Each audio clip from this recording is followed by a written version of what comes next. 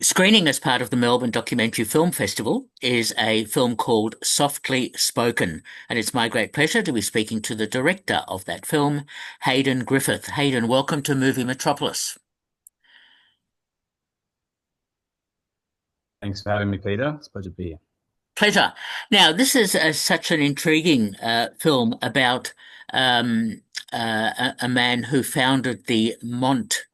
Where are we? The Mont Outdoor Adventure Equipment brand, Andrew Montgomery. How did the film come about? The film came about, I think, through Phoebe, who was a recent employee in the company, and she kind of came into their world and realized that they just never had shared their story, the humility of the whole company, Monty included, because he's kind of leading the way, and they'd never really shared what their ethics are all about, what their story is all about, and their history, which for Phoebe was this beautiful piece of humility and Australian history. Um, so she came in and then went kind of guns blazing through the office and said we need to document this in some way. And yeah, through a few different contexts, I got called up and asked to propose a bit of a concept and presented that. And then it wasn't long after we all sat in on a meeting and met each other, and Monty included, that production began. So that was kind of the origins of it. Okay, okay. What was your plan in terms of making the film? Because there's some great outdoor shots, of course, and of Andrew and of home movies and all sorts of other things. Yeah. The concept and the approach was really to share Monty's story in the same way that he shares his business story, and be humble about it. I really wanted to try and get other people to tell his story, but I also wanted to make sure that whilst we're kind of learning about that, we're also sharing the absolute beauty of the Australian landscapes that has inspired him from day one. If it wasn't for the amazing places, wild places that we have here in this country, it wouldn't have happened. Mont wouldn't have been a thing, I don't think. And I really wanted to make sure that we heroed the Australian landscapes as much as we heroed his story. Okay, okay. It's obviously a very popular and well-liked brand, Mont. Tell me about filming the origins of the brand and of the process and all that sort of thing. It was actually very, very difficult because Monty really restricts from sharing his own story and tooting his own horn. Ah, And so it was a great deal of effort that we had to really scrounge around and find the archives, of which there are many. Our greatest asset in that, aside from Phoebe, was Monty's twin sister, Robbie.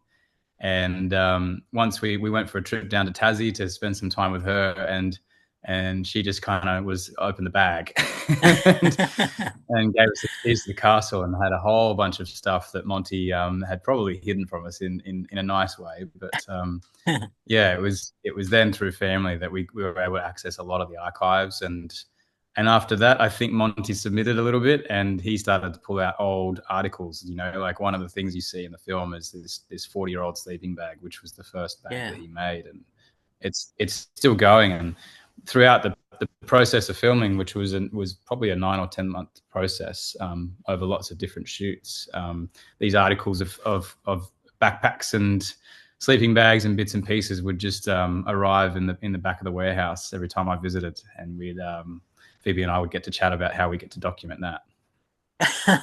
What an interesting process, and Hmm. it's a very tight 14-minute film. I gather you Hmm. shot a lot more and had lots more Oh, material. So, so tell me about yeah, the editing process because that must have been quite difficult. it was difficult, Peter. Yeah, it was. We were trying to find the story because the story was so hidden at the beginning, and we were kind of just shooting as much as we could, and there was a lot that fell off the table. But we worked with two different editors, Cameron Drew and Jordan Swerklow. Cam kind of just like helped us get the structure together, and then once it got to the point where we sort of felt like the story was being shared, we engaged with Jordan, and she kind of really just turned it into the narrative element that we kind of see today. She pulled bits and pieces apart and was really ruthless about what we needed to include, and tightened that up to the point where, I think we achieved a story. We got to share a little bit about Monty in a really softly spoken way, but we also get to see the Australian landscape and kind of make a really true point of, without these landscapes, Monty wouldn't have been inspired, and how important they are to him, but also to us.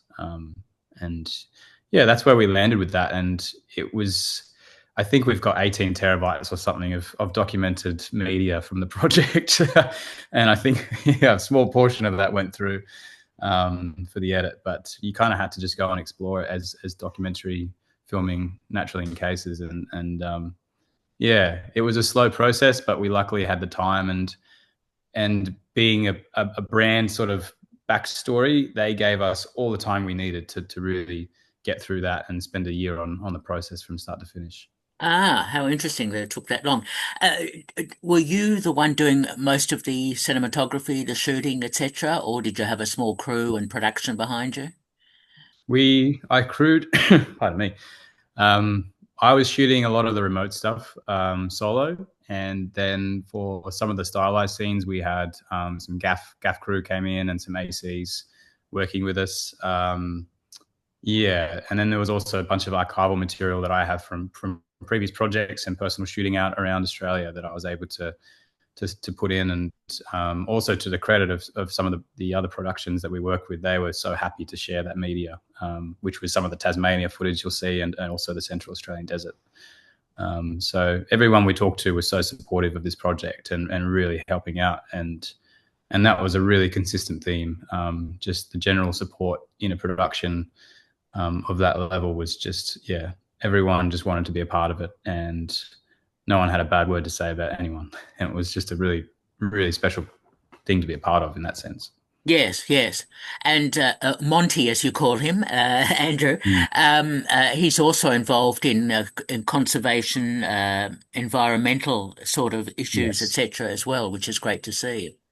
Yeah. Yeah. They actually, I think the text is that they'll be carbon neutral by the end of this year. And also the amount of trees that they've sort of planted. And they're very particular about the tree planting programs, because some programs, they put a seedling in the ground, but it may not have the continued support to be growing. And they've really done their homework and research on making sure they're a part of, rainforest alliances that are looking after these rainforests as they're growing. And that were two things that, Monty didn't really want to talk about, like, the fact that they're nearly a carbon neutral company in 2025, and they don't have it on any of their branding. They they don't have it anywhere. It just really speaks to the humility of his kind of ethics and core, but also now the company. Yes, I can see now why you called the documentary softly spoken. Yeah, we were thinking about calling it "Drawing Blood from a Stone," but, we thought we choose a bit of a lighter title. Always interesting to decide what is a good title for a film, and Yeah. yeah, no, that works really well. So, how has Monty and other members of the family, how have they reacted to the final version of your film? Yeah, that was really interesting. That's a really interesting question, because we got to share that, in a night where they basically kind of gutted one of their, warehouse spaces, and invited pretty much through a party for, I think it was like 150, 200 people. Hmm. And they got the projector there. All of the family, the extended family, came together. The extended ambassadors and people that have been a part of the brand for a long time came there, and I got to be there with a few friends and even my family members, and to share the project. Monty had not seen it until that point, and was very nervous and sitting there in the front row with his immediate family. And at the end of the film, I was sitting next to Phoebe, one row back. At the end of the film, the credits started to play and no one was clapping. There was just pin drop silent. And Phoebe and I kind of looked at each other and said, "Oh dear, like, have we have we hit the have we missed the mark here?" But really, everyone as soon as it went to black, everyone just clapped, and the family turned around. There were a few tears going around, and it just turned out that everyone just wanted to watch all the Super 8 footage that was in the credits and just watch it to the very end. They were really, really happy. And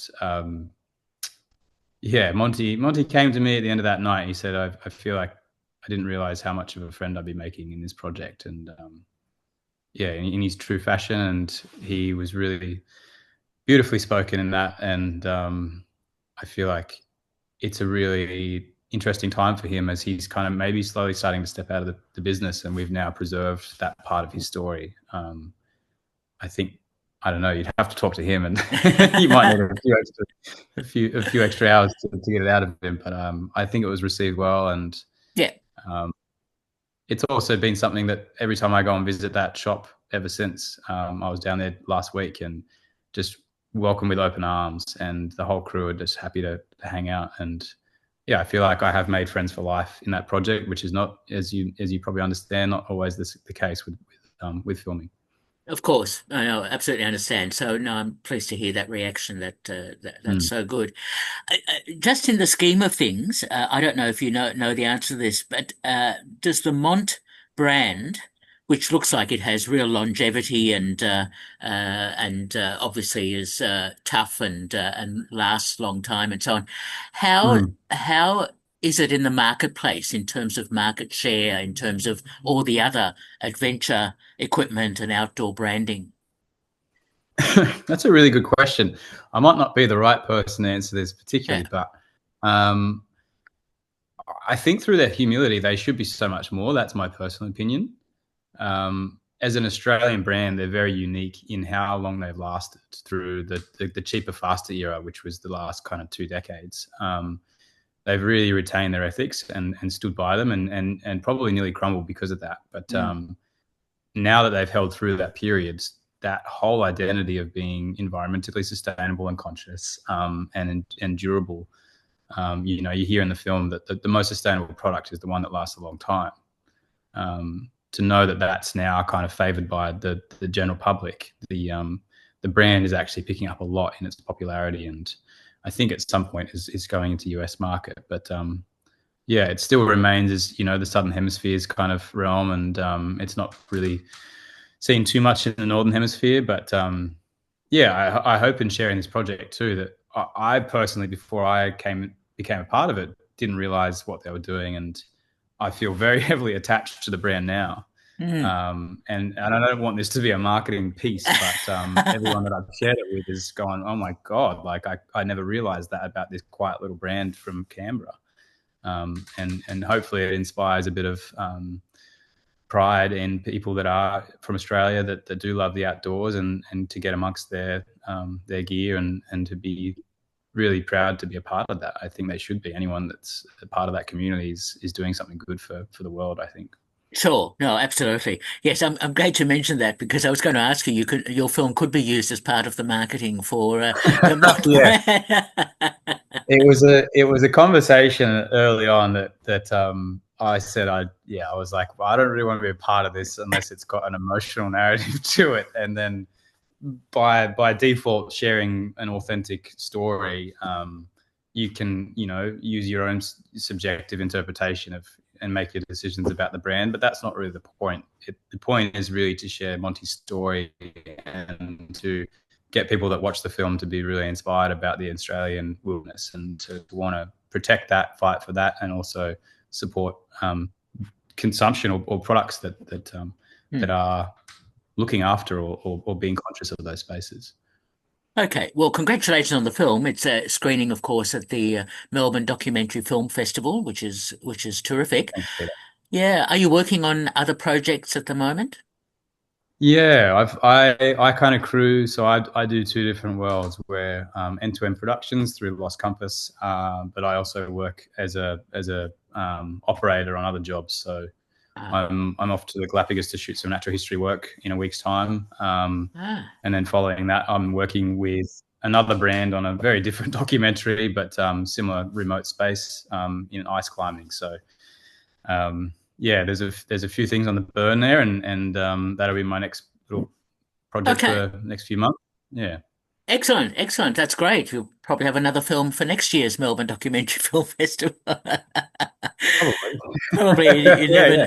you never Hopefully know. that's the And just a last question, are there any particular filmmakers, films, whatever that might inspire you in terms of your approach to filmmaking?